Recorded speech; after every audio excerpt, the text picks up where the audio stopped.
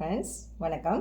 நான் இன்றைக்கி அப்பளம் நம்ம செய்கிறோம் இல்லையா, ரைஸில் செய்வோம், அதில் செய்வோம், நிறைய இதில் செய்யலாம். உளுந்து அப்பளம் அப்படி இது நம்ம காய்ச்சி ஊற்றுறதுலேருந்து ரைஸ் அப்பளம்லாம் செய்வோம் இல்லையா, அதே போல் இதில் ரவையில் நான் வீட்டில் செய்கிறேன். உங்களுக்கு அதை கொஞ்சமாக செஞ்சு காமிக்கிறேன். நீங்களும் வீட்டில் செஞ்சு பார்த்து செய்யுங்க. இப்போ இதுக்கு தேவையான பொருட்கள் என்னென்னா, ரவையை நான் இப்படி பவுடரை மிக்சியில் போட்டு எடுத்துக்கிட்டேன். ஒரு 50 கிராம். கொஞ்சமாக சொல்கிறேன், நீங்கள் கொஞ்சமாக செஞ்சு பார்த்துட்டு அப்புறம் வேணும்னா நீங்கள் இதே போல் பன்மடங்களை போட்டு நீங்கள் செஞ்சுக்கலாம். சீரகம் ஒரு 2 கிராம். ஒரு பச்சை மிளகாய் இதுக்கு, இல்லை உங்களுக்கு உரப்பாக வேணும் அப்படின்னிங்கன்னா இன்னொரு சின்ன பச்சை மிளகாயை சேர்த்துக்கலாம். இது பாப்பட் கார், அமேசானில் கிடைக்குங்க, இல்லைன்னா வேறு இந்த மார்ட்லாம் நமக்கு கிடைக்கும், வாங்கிக்கலாம். இது சால்ட்.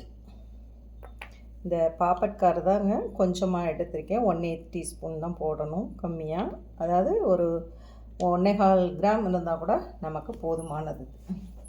இப்போ இதை எப்படி செய்யலான்னா, இந்த இதில் நம்ம ஒரு 1/4 கப்பும் 50 கிராமுக்கு 1/4 கப்பு ஊற்றி இதை மிக்ஸ் பண்ணிக்கலாம். இப்போ இதில் 1/4 கப்பு ஊற்றிருக்கேன். இன்னும் கொஞ்சம் ஊற்றிக்கலாம். அதாவது ஒரு இதில் கொஞ்சம் 1/4 கப்பு கொஞ்சம் கம்மியாக இதை மிக்ஸ் பண்ணிக்கலாம்.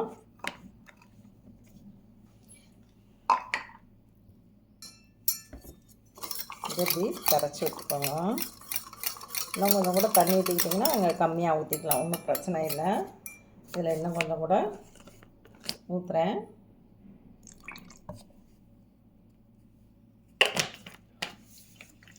இப்போ நம்ம அடுத்து ஸ்டவ்வில் என்ன செய்யலான்றதை பார்க்கலாம். இப்போ ஸ்டவ்வில் காய்ச்சது இதில் 2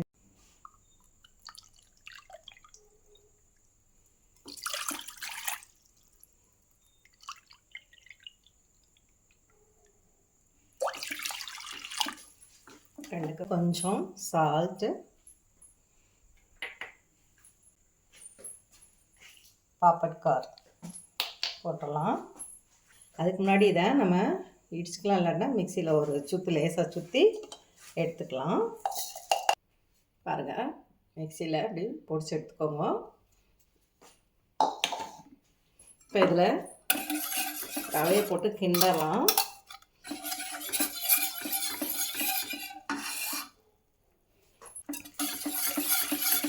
கிண்டிகிட்டே இருங்க, கொஞ்சம் திக்னஸ் வரணும் கொதிச்சு.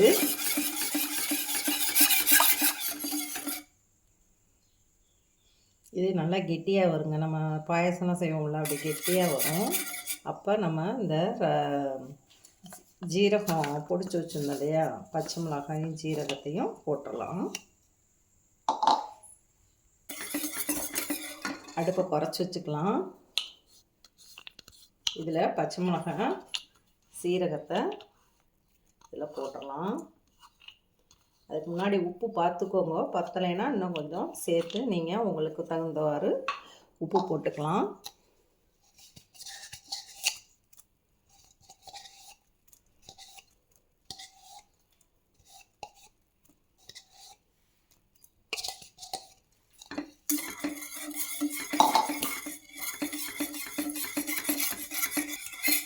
பாருங்கள், இதாகிடுச்சு. ஈஸியாக சிம்பிளாக செஞ்சுக்கலாங்க நம்ம வீட்டுக்கு. இப்போ நீங்கள் இதுக்கு உப்பு பார்த்துக்கோங்க, கொஞ்சம் லைட்டாக போட்டுக்கலாம். கொஞ்சோன்னு போட்டுக்கிறேன்.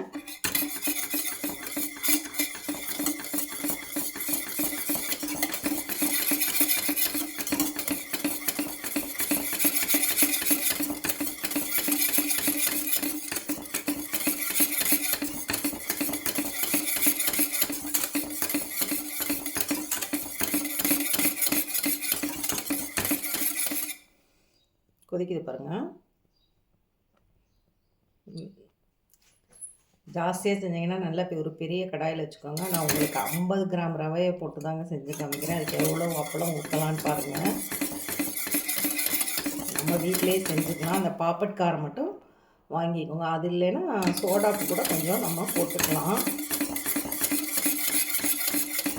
ஆனால் இது போட்டால் அந்த அப்பளத்துக்குரிய அந்த மொறுமொறுப்பு தன்மை வந்து இந்த பாப்பட் காரத்தில் வந்து கிடைக்கும்.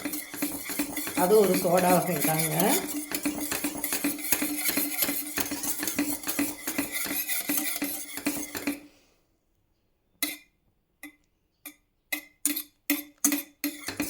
ரவை வந்து சீக்கிரம் வெந்துடும் இல்லையா?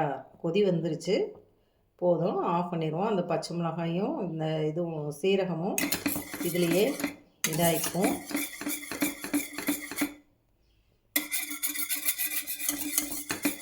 வெட்டி விழாமல் கிண்டி விட்டுக்கிட்டே இருங்க. ஆடை விழுந்துடும்ல ரவை மேலே, அப்படி இது நம்ம பார்த்துக்கோங்க. இது ஒரு 5 நிமிஷம் ஆற வச்சிடலாம். கொதிச்சிருச்சு.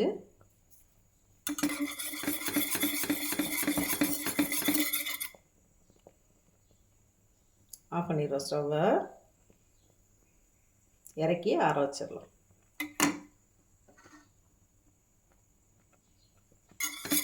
அந்த ஹீட்லேயே நாங்கள் கிண்டுறேன். ஸ்டவ் ஆஃப் பண்ணிட்டேன். ஒரு நிமிஷம் அப்படியே கிண்டிட்டு நீங்கள் ஒரு பிளாஸ்டிக் ஷீட்டோ அல்லது இதில் வந்து ஆயில் தடவிட்டு ஷீட்டில் ஊற்றும் போது ஆயில் தடவிட்டு ஊற்றுங்க. அப்போ ஒட்டாமல் எடுக்கிறதுக்கு நமக்கு ஈஸியாக வரும். துணி இல்லைன்னா நீங்கள் கொஞ்சம் திக்னஸாக தான் ஊற்றணுங்க. அந்த சூட்டில் இதாயிரும். ஃபேனில் ஆற வச்சிடலாம். பாருங்கள், இப்படி ஒரு கண்ணாடி ஷீட்டில் பிரித்து வச்சுக்கோங்க. நம்ம பட்டர் கண்ணாடி ஷீட்டில் ஊற்றும் போது நீங்கள் ஆயில் தடவிக்கோங்க.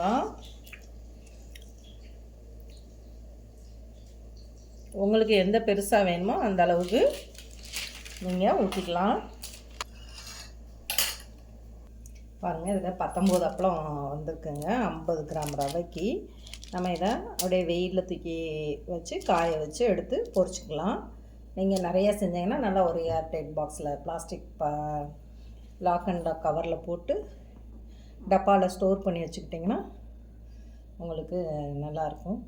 நீங்கள் இந்த மழை காலத்துக்கு யூஸ் பண்ணுறதுக்கு யூஸ்ஃபுல்லாக இருக்கும். ஆனால் நான் இப்போ செஞ்சு காமிக்கிறேன். நீங்கள் அதுக்கப்புறம் நீங்கள் பார்த்து இது பண்ணிவிட்டு செஞ்சு பார்த்துட்டு அப்புறம் நிறையா செஞ்சு வச்சுக்கோங்க. உங்கள் கமெண்ட்டை சொல்லுங்கள். லைக் பண்ணுங்கள், ஷேர் பண்ணுங்கள், சப்ஸ்கிரைப் பண்ண மறக்காதீங்க. தேங்க்யூ ஃபார் வாட்சிங்.